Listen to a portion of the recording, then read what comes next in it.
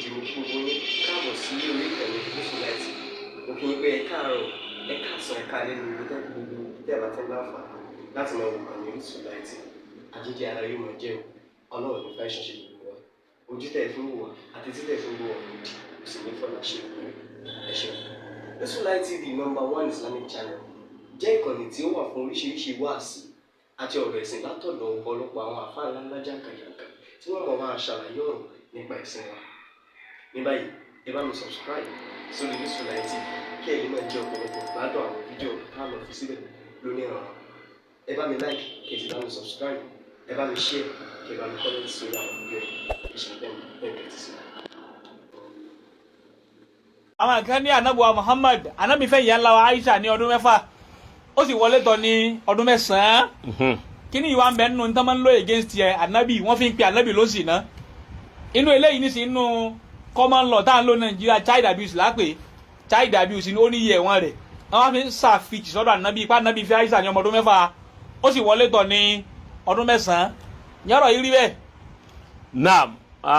Ọlọ́run kó ṣamọ̀nà wa Ọlọ́run kó fi wá mọ̀nà Ọlọ́run kó fi wá mọ̀nà àwọn èèyàn ti hun ọ̀pọ̀lọpọ̀ nǹkan láti fi ba anabi ló kọjẹ́ ọ̀pọ̀lọpọ̀ àwọn nǹkan yìí lẹ́ẹ̀ máa bá nínú àwọn Sahih Bukhari wọ́n ti dìfẹ́ mọ́ anabi lọ nínú àwọn kutubu sihah tá à ń pè ní ọlálàáfíà ọ̀rọ̀ ní Sahih Bukhari lálàáfíà lóòótọ́ àmọ́ ọ̀rọ̀ tí wọ́n bá lè yàn lálàáfíà kò sí eré ọ̀wọ́n náà wọ́n fẹ́ lómi. bẹ́ẹ̀ni yóò ní malaria ẹlòmíì lè ní ọ̀fìnkì ó ti wà wọn jẹ̀díjẹ̀dí lè mẹ́lòmí àmẹ́ ní mà aláfíà náà lẹ́ẹ̀mọ̀ òun torí yọ máa rún gẹ́gẹ́ bẹ́ẹ̀ ni Sahih Bukhari àti Sahih Mùsùlùmí rí àwọn nǹkan mi ń bẹ tí ò lálàáfíà àwọn àsáwọ̀ ti wọ̀ àwọn àsáwọ̀ ń bẹ tí ò lálàáfíà àmọ́ èyí tó bá lálàáfíà ń bẹ a máa lò ó omi náà tí ò bá lálàáfíà tá a bá rí wípé a lè bá a lọ tá a sì ta wílù ẹ̀ tá a bá lọ ń bẹ́rẹ́ tá a rí gbígbé sí tá a stéètì ọrùn rẹ̀ tí ó fi lálàáfíà ká ṣe bẹ́ẹ̀ èyí tá a bá ti rí kájú nù inú èyí tá a lè rí lọ inú ẹni tí ya ńlá wa Aisha yìí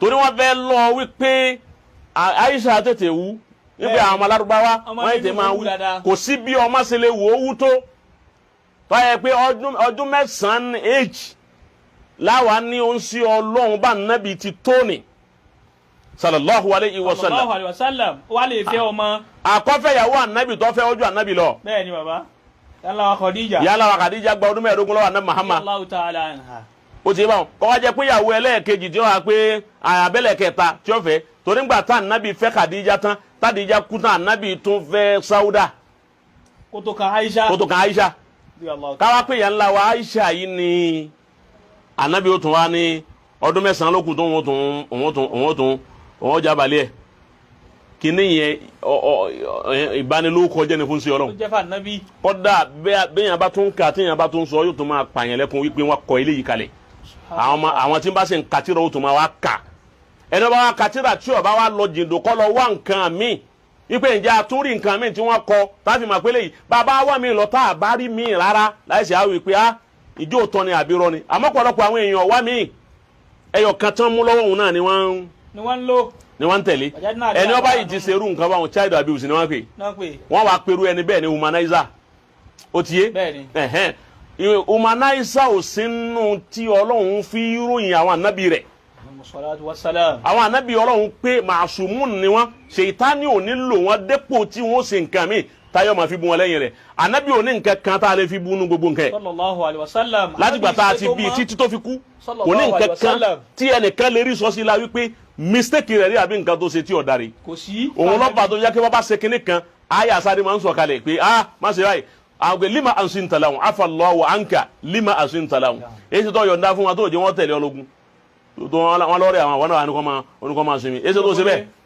abasa wa tawalla an ja'ahu al-a'ma ó ti yé àtàwọn nǹkan mi lima tuharrim ma ahallallahu laka tabtaghi mardata azwajika so gbogbo àwọn nǹkan báwọn Ọlọ́run tètè máa Ọlọ́run tí máa wá ń gáìdì ẹ̀ tí ó sáré máa sọ pé eléyìí tó ṣe yìí èyí ṣe tó ṣe bẹ́ẹ̀ kìí sàwọn nǹkan tó burú o bẹ́ẹ̀ni àmọ́ Ọlọ́run ọ̀tí ń fẹ́ kó tiẹ̀ jẹ́ kí mistake kìíní kan wá á sáré correct ẹ̀ ni ó ti yé báwọn bírú rẹ̀ bá wá lọ́rọ̀ Aisha á ti gbọ́ nínú àyàtọ̀ Ọlọ́run ó correct rẹ̀ wípé eléyìí kọ̀ọ̀dà kò sí wáyé kan tó sọ fún wa abal Quran tó sọ fún wa yìí pé àwa la ní kọ́ fi Aisha lọ́dún báyìí lọ́dún 6 gbà tá a wá wá díẹ̀ kọ́sìm mo apàdà wá kàn án èyí tó dáa jù yín lọ èyí tó dáa jù yín lọ láti máa yí pé nǹkan kí nǹkan ni wọ́n gbé ló ń ṣe ọlọ́run lọ́wọ́ tó fi ti ànábì tó fi ti ó ń ṣe ọlọ́run sallallahu alaihi wasallam ó ti yé báwọn tó sì bá òfin làákàyè ọba làákàyè lọ ó sì bá àwọn al-qanun al-wad'i ẹ sọ bẹ́ẹ̀ ọba lọ al-aqlu wa naqilu al-aqlu wa naqilu ọba méjì lọ ó ti yé òun ni wípé ìyá ńlá wa Aisha radiyallahu ta'ala anha ìgbà tí ẹ máa wo ibi tó ti mọ èjì tí ànábì fẹ́ Aisha rè Asma'u bintu Abi Bakr ó ti yé tó jẹ́ ìyàwó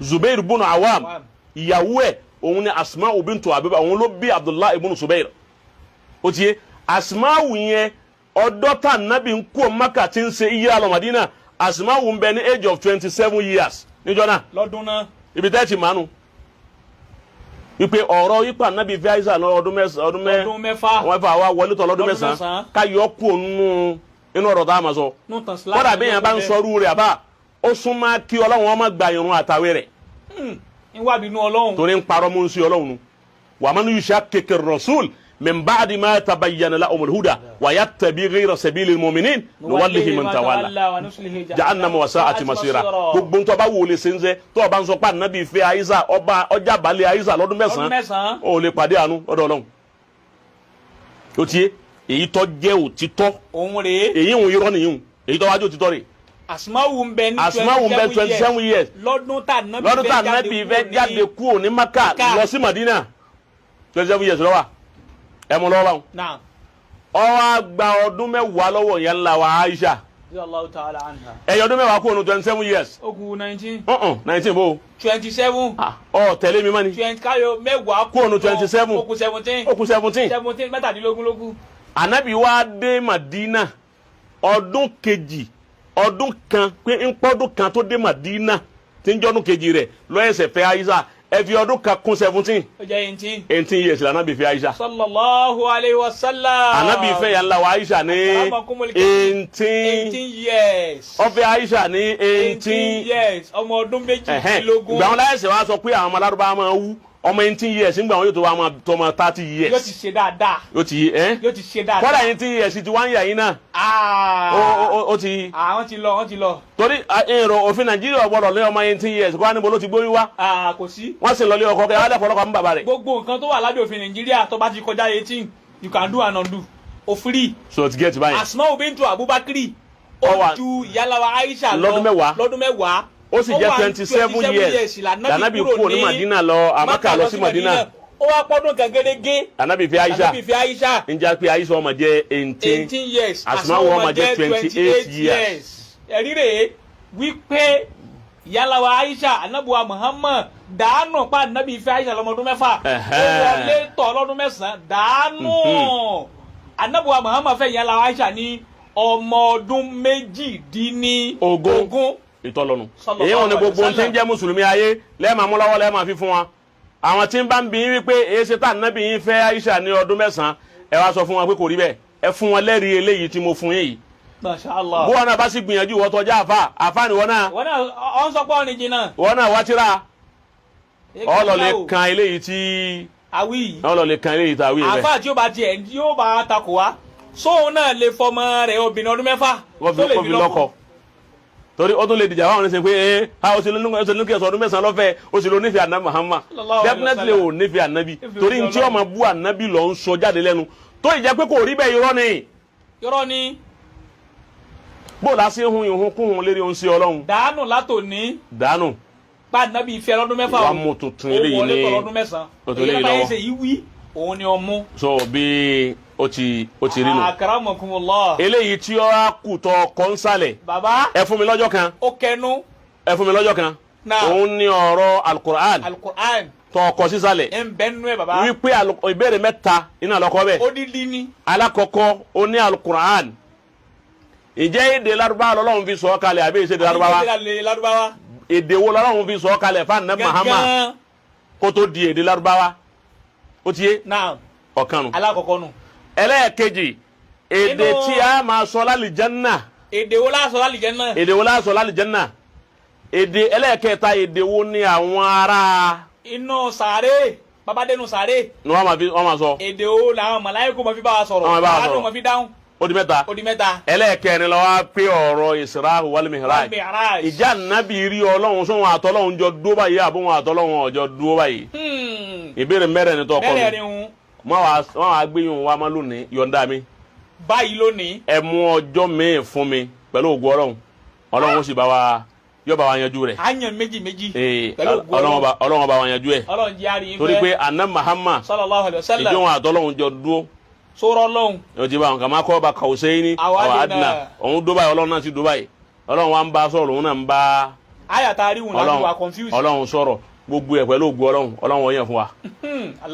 àwa ọjọ́ kan fún àwọn eléyìí. lọ́tọ̀. kọ́lọ́n kọ́ san ilé san rẹ̀. Ọlọ́run mọ́kọ̀ fún wa. salamu aleykum. naam alhamdulillah adúpẹ́ fún bàbá wa àgbà Maulana Asadul Wa'izin ìmọ̀re ìmọ̀ tó lálàáfíà ìmọ̀ tó yanjú bàbá ti já mọ̀ yín pé gbogbo àwọn ìmọ̀ tó ti kẹ́ fún tí wọ́n ti parọ́ mọ́ ànábọ̀ Muhammad bàbá mi ọ̀dàálẹ̀ mọ́ tuntun ọlọ́njẹ́ ara wọn àlùfáà apẹ́sí ọ̀la la ilaha illallah ọ̀la Muhammad rasulullah bàbá wa àgbà mìíràn wa bàbá wa àgbà lágége ọlọ́njẹ́ kí a rí wọn pẹ́ alùbáríkà nàbì lọ́dọ̀ Ọlọ́run ẹ̀rí àwọn àlùfáà tó máa parí gbogbo ọ̀rọ̀ báyìí wọ́n wà ní Allahumma arina al-haqqa haqqan járí òdodo wájà gbà lódodo warzuqna tiba'ahu wa arina al-batila batila warzuqna shinabahu Ọlọ́run abẹ́ọ́ inú ògo rẹ̀ àtàánú ẹ̀ bàbá wa Àgbàlá Gègé Ọlọ́run mọ́fìn kan sàláfíà wọn sí Ọlọ́run dákun bá wa sàlékún àláfíà fún wọn sí Ọlọ́run gbé wọn lékè ọ̀tá bọ̀ ṣe ń gbé wọn lékè jájẹ ọjà jálẹ̀ bisimilayi kan ìlàfi bàbá wa Àgbàlá Gègé lónìí bàbá wa àgbà àtàyèsè tí wọ́n ń jẹ́ ọmọ bàbá Lágége bàbá náà kó wọn sínú àtàwọn tá à ń jẹ́ olólùfẹ́ wọn Ọlọ́run já máa bẹ inú ayọ̀ àtàláfíà ara bisimilayi ìlàfi bisimilayi rahman rahim ìlàfi kọ́rẹ́sìn ìlàfi hẹ́mọ̀rọ̀ àtàṣàṣọ́yì alẹ́dà àtàwọn mi jóhin wa amúnà mi káwọ́. a tó lọ ẹ bá ń béèrè ìbéèrè yìí mo béèrè ẹ mo ti béèrè ẹ ń jò ní ààrẹ ní dáhùn. wọ́n ti ń gbọ́dọ̀ àlẹ́ tì báyìí. mo wá fẹ́ kẹ́ ẹ bá ń béèrè ẹ mo sì fẹ́ kẹ́ ẹ bá ń fan kí àfa àti oṣù mídíà yìí kó cast. kọ́ bá ń gbé káàkiri bẹ́ẹ̀. mo fẹ́ béèrè lọ́wọ́ gbogbo mùsùlùmí ayé. kí ni ìbéèrè wọn. ẹ mú àyà wa tọ́lọ̀ ń ti ní kí a máa wo àkáǹtì iṣẹ́ oníṣẹ́. ó parí. àkáǹtì iṣẹ́ oníṣẹ́. tọ́lọ̀ ń ti ní a máa dájọ́ fún ẹni tí ń ṣiṣẹ́ ẹni tó orí tí ń mutí lóòótọ́ orí tí ń jalè orí tí ń ṣe ṣìnà orí tí ọ̀ka mọ́nbiwá tí ò da. ó ti yé báwọn. ẹ mú àyà wa tọ́lọ̀ ní adájọ́ ohun tí ń ṣe ní fún. kádájọ́ mutí. kádájọ́ ọ̀nà fún bẹ́ẹ̀. kéé. sẹ̀rí àtọ́lọ̀ ń bá ní adá fọlọ́tí ó ti yé báwọn òun láàdá fún. ó ti ọlọ́run wa gbé sẹ̀rí àkàn wa nú Al-Qur'ani fún ọlọ́tí sẹ̀rí àrẹ náà ni ká sọ fún wípé n tó ń ṣe yìí o bọ́ bá ṣe é bẹ̀ kú o. padà kì í sọ̀nà. bẹ́ẹ̀ bá ṣe é bẹ̀ kú o ó ṣe é ṣe kọ́ mọ́ra àná ọlọ́run ìkìlọ̀ ló kìlọ̀ fún ọ gbọ́dọ̀ sọ fún yàn wípé ọmọ náà ni ọ gbogbo ẹni yòówù tó bá sọ fún yàn pé lágbájá ọmọ náà ni ọ ó ń tọ́ wọn lè pàdé àná ọlọ́run. tọ́ subhana rabbika. arábìnrin ẹ sátẹ àbáyá sì fún náà bẹ́ẹ̀ rí wá bọ́ bá rí.